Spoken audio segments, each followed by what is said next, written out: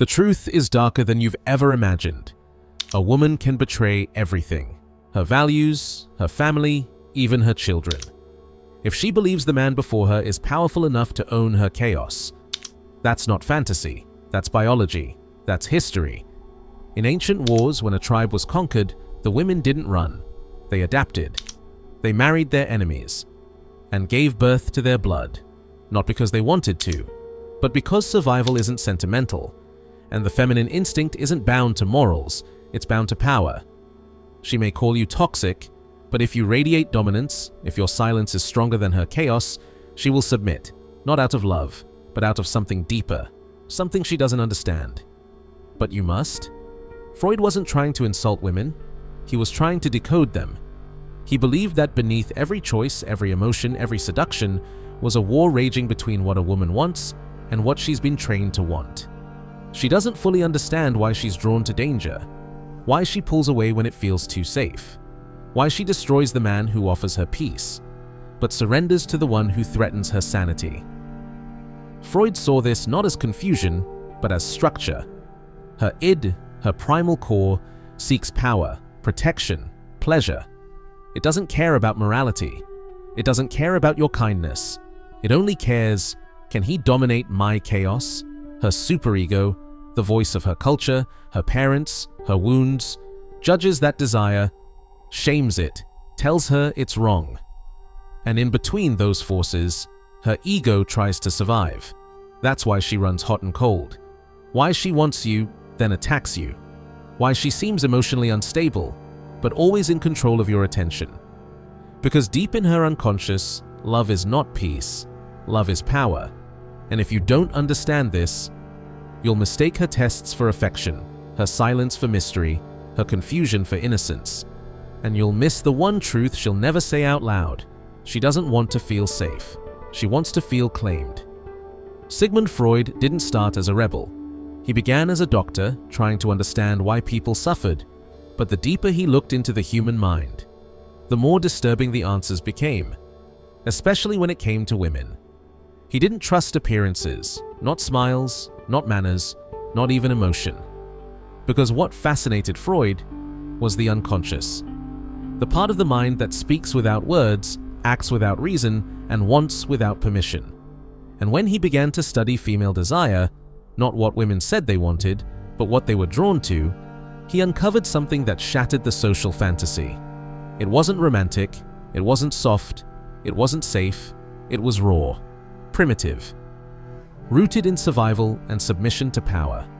Freud watched women abandon gentle men and obsess over those who triggered their shame, fear, or longing. He noticed their words didn't match their instincts. Their guilt didn't stop their patterns. He called it repression, a defense mechanism that hides what the mind can't accept. Women were repressing their own truth, and society was helping them do it. And when Freud tried to expose it, the world recoiled. He was mocked, censored, even hated, not because he was wrong, but because he was too right. Because no one, not even the woman herself, wants to admit what truly drives her. You think she's ignoring you, that her silence means disinterest. But Freud would tell you, this isn't about you. It's about her mind protecting itself from something it can't handle. Her silence is not absence. It's a carefully designed response from her unconscious mind, a defense mechanism. When the ID inside her, her primal hunger for connection, wakes up, it terrifies the rest of her. Because deep inside, the little girl she once was still lives. And that girl learned one thing early: love leads to abandonment. Maybe she cried in a room where no one came. Maybe she reached for her father and found emotional vacancy. That experience didn't vanish. It sank into the unconscious. Now, as an adult, that pain disguises itself as control. It whispers, disappear before he gets too close. So when you message her, and she doesn't respond, yet still watches your stories, lingers in your shadow. Understand, you didn't lose her interest. You triggered her unresolved wounds. This is repression in action. Her mind buries the parts of herself that long for you because the superego warns closeness is danger. The ego tries to mediate, don't reply, don't feel, stay in control. She doesn't vanish to hurt you. She vanishes to protect the fragile system that keeps her functioning. You're not dealing with a woman. You're dealing with her history, with patterns older than your name in her phone, with the echo of nights she cried alone and told herself, never again. And here's the tragic paradox. The more authentic you become, the more dangerous you feel to her unconscious, because you bring warmth, and her nervous system was trained to expect cold. You offer presence, but her mind was sculpted by absence. Don't take her silence personally. Take it as a sign of how much she's still fighting herself. And remember, when a woman runs without reason, it's not always fear of you. It's fear of what you awaken. She looks at you like she wants you. Her smile lingers. Her body language draws you in. But just when you step closer, she pulls back. She hints, teases, retreats.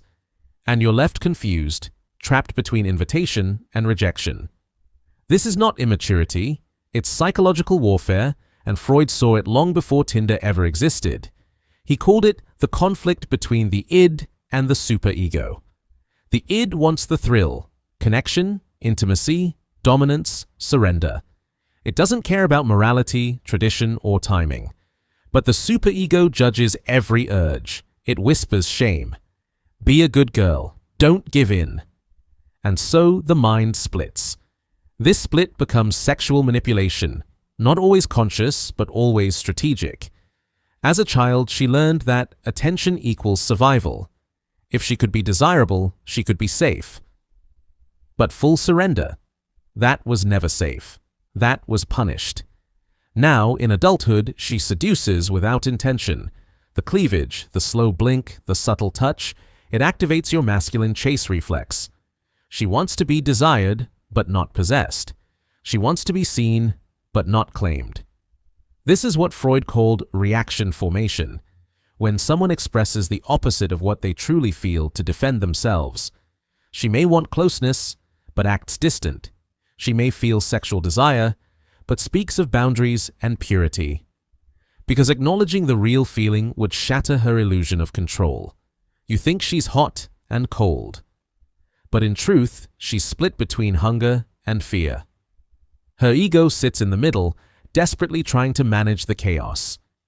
It tells her, flirt, but don't commit. Control the narrative, stay in power. And every time you lean in too much, her unconscious mind screams, run! You can't win this game by playing along. If you chase her body, she'll crucify your soul. But if you understand the script, if you see the performance without reacting to it, you become untouchable. Because a woman can manipulate the man who wants her. But she cannot control the man who knows himself. And that terrifies her more than love ever could. You think she's special because she's rare, because she's different, because she doesn't need anyone. But what you're feeling isn't attraction, it's scarcity. Freud would tell you, this isn't about her. It's about what she represents to your unconscious mind, the missing piece of love you never received. When a woman goes cold, becomes distant, detached, your id panics. It screams, don't lose this. Fight, prove your worth. But that urge is not coming from love. It's coming from lack. As a child, maybe your mother gave affection inconsistently. Maybe she was emotionally unpredictable, loving one moment, punishing the next. That trained your nervous system to chase approval. You learned that love is something to earn, not receive. So now, when a woman mirrors that same distance, your unconscious says, this is familiar, this is home. And you fall for the trap, not because she's special, but because her behavior reactivates an old wound. She doesn't need to say anything. Her silence becomes a mirror, reflecting all the moments you felt invisible as a boy. And you don't just want her attention, you want to heal. But here's the poison. The more scarce she becomes, the more valuable she feels. Not because she's actually rare, but because your brain is wired to equate absence with worth. This is what Freud called displacement. You're not chasing her, you're chasing the emotional ghost of your past. You're not attracted to her, you're addicted to the feeling of trying to matter. And she knows. Even if not consciously, she senses the power. The moment she withholds affection, your masculinity destabilizes. Your self-worth gets outsourced to her attention. But here's the harsh truth. No woman should have that power over your nervous system. Until you stop associating emotional starvation with love, you'll keep crawling back to women who feed you crumbs and make you believe it's a feast. You don't rise by earning her validation. You rise by recognizing the script and refusing to act in it. Because true power begins the moment you stop chasing your childhood through the bodies of modern women. She tells you she's ready. She says, "You're the one." She talks about babies, future, marriage, and for a moment you feel chosen. But suddenly, something shifts. The dream collapses. She changes her mind, or worse, blames you for the very thing she promised. What just happened? Freud called this projection, the unconscious act of displacing inner conflict onto someone else. She wasn't lying to you.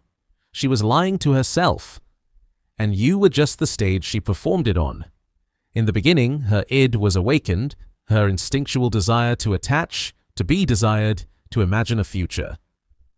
But as that vision grew closer to reality, her superego, the inner critic, shaped by family, trauma, and fear, began to whisper, "You're not ready. He'll leave. This will end badly."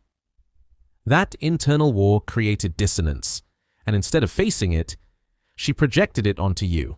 Suddenly, you became the unstable one. You became the reason she couldn't trust love. You became the excuse her unconscious needed to escape. This isn't new. As children, when emotions were too overwhelming, our minds created narratives to protect us. Women who experienced emotional abandonment or pressure growing up often develop a deep fear of actual commitment, but they still crave the illusion of it, the fantasy, the safety, the identity of being wanted. So they borrow your stability to create their fantasy and then destroy it the moment reality arrives. It's reaction formation. She acts like she wants family, loyalty, forever, but unconsciously fears the vulnerability it demands. So she flips, sabotages, tells herself, "I was wrong about him," when in truth she was never clear about herself. And here's where most men collapse. They internalize the guilt, try to fix what was never theirs to fix, beg to prove their worth inside someone else's inner war. But you cannot win a battle that lives inside her unconscious. You cannot save someone from the lies they need to believe. The wise man doesn't argue with her switch. He recognizes the script and exits the theater. Because a woman who projects her chaos onto you is not building a life. She's building a shield, and you are the casualty it's made from. She mocks you, dismisses your masculinity, calls you arrogant, cold, controlling. She says, "I could never be with a man like you." And yet, she keeps showing up, keeps circling, keeps watching. This isn't confusion, it's reaction formation. Freud's term for when a person expresses the opposite of what they truly feel, because the truth is too dangerous to admit. What she hides is attraction. What she fears is submission. What she disguises as contempt is an aching, suffocating need for masculine dominance.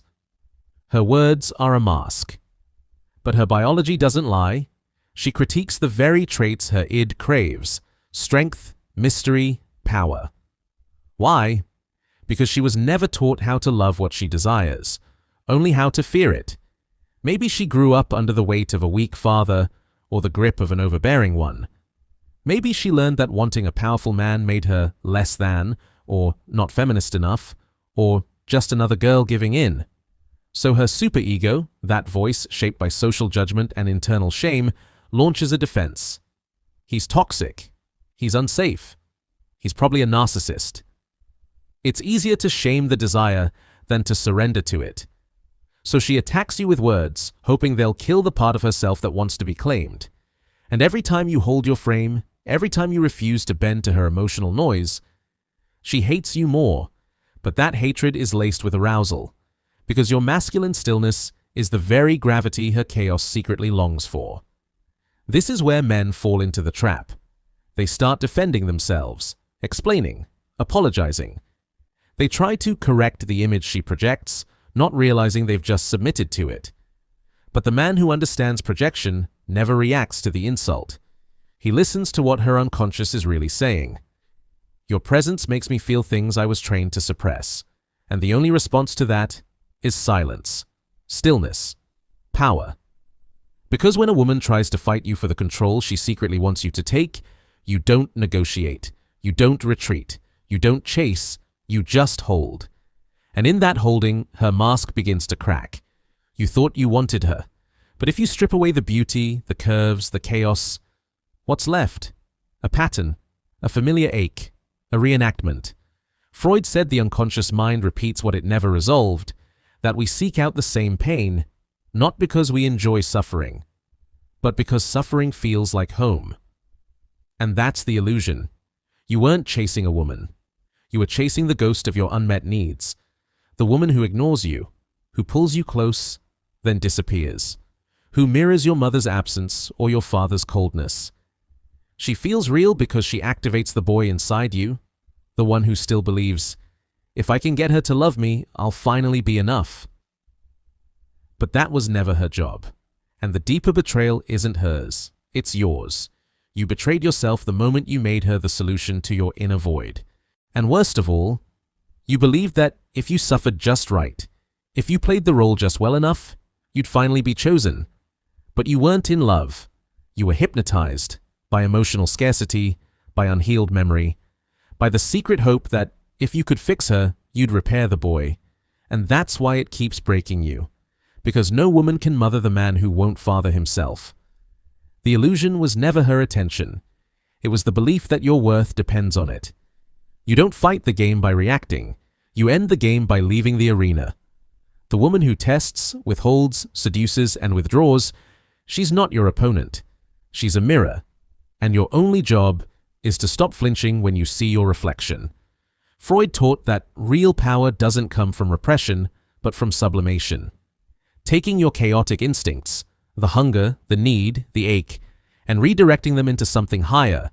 So you feel the urge to chase her? Pause, hold that fire, and aim it at your becoming, because the man she cannot manipulate is not the one who wins her, it's the one who doesn't need to. While she's posting stories to provoke you, you're building muscle, physical, mental, spiritual. While she's measuring her worth in attention, you're sharpening your purpose in solitude. Let your silence become surgical. Let your indifference carry the weight of a man who remembers who he is. Your ego is no longer negotiating between your ED's cravings and her superego's games. It stands grounded in reality, not hers, not society's, but yours. Because emotional sovereignty means this: you feel everything, but obey nothing that doesn't serve your path. You no longer seek women who test your value. You attract women who recognize it because it's carved into your presence. And if they don't, you stay unmoved, not because you're cold, but because your warmth is earned, not extracted. The feminine isn't healed by being worshipped. She's healed by witnessing a man who will not fold. Not for beauty, not for guilt, not for loneliness. And that man is born the moment you choose yourself. Over her attention, over her confusion, over the comfort of being chosen by someone who hasn't chosen themselves. You don't need her to understand. You don't need closure. You don't need a conversation, a text, or an apology, because silence is its own answer, and clarity is its own revenge. Let her play her games. Let her confuse herself with freedom. Let her run from the fire she secretly prayed for. You are not here to be understood by chaos. You are here to transcend it. Every man must one day walk away, not with anger, not with pain, but with a strange, sacred stillness. The kind that only comes when you stop chasing ghosts. She was never yours. She was a reflection of your forgotten wound. And now you no longer bleed for mirrors. You don't punish her. You don't fix her. You don't wait for her to grow. You disappear. With dignity, with depth. Because the greatest threat to a woman who manipulates is not a man who resists her. It's a man who no longer reacts at all. And that is where her power ends and yours begins.